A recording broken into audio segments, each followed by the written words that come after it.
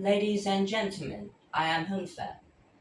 One morning in France in 1885, a dog attacked 9-year-old Joseph Meister, biting him in 14 places. His mother realized that he was probably now infected by rabies, an almost certain death sentence. She rushed him to Paris, knowing that his life depended on a rumored experimental medicine. Today, without proper intervention, rabies remain deadly in almost all cases.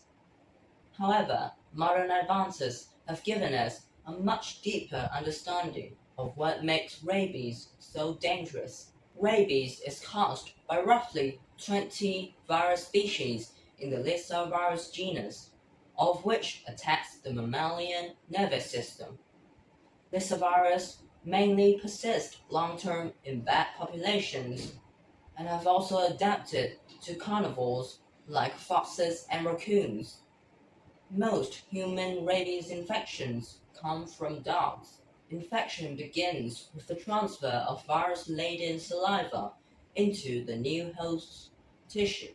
Once inside, the virus particles, called virions, set out for the brain. Rabies virions may lay low for days, weeks, months, or in rare cases, years, replicating without causing any immediate symptoms. Meanwhile, they enter local nerve cells and exploit transport mechanisms along their axons, traveling up to 100 millimeters a day. Their protected position inside the nerve cells shields them from the host's immune system. Once they've made it to the central nervous system, the infection enters a devastating new stage. Clinical symptoms develop as virions rapidly proliferate.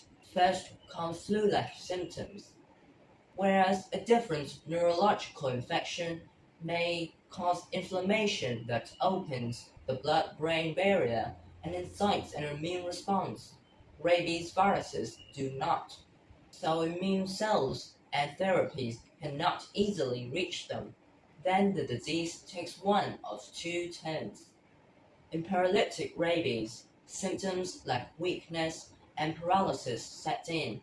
Furious rabies is associated with hyperactivity, hallucinations, aggression, and paralysis.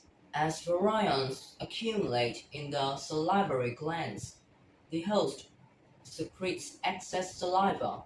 The infection also causes hydrophobia, where throat spasms make swallowing water painful, further concentrating the virus in the saliva. The period of acute illness is almost always followed by coma and then death.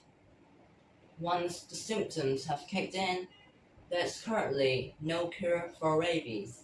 However, we do have highly effective preventative methods, and Joseph Meister was the first to benefit. French scientists Louis Pasteur and colleagues have been developing a rabies vaccine. They collected spinal cords of infected rabbits, dried them to weaken the virus, and injected the resulting mixtures into animals. Meister's mother got him to pasture 2 days after the attack. He received a course of inoculations, and though the procedure was risky, he became the first rabies vaccinated person to survive. Today, 2 series of vaccinations are available: pre and post exposure prophylaxis. Each is highly effective at preventing the infection from reaching the central nervous system.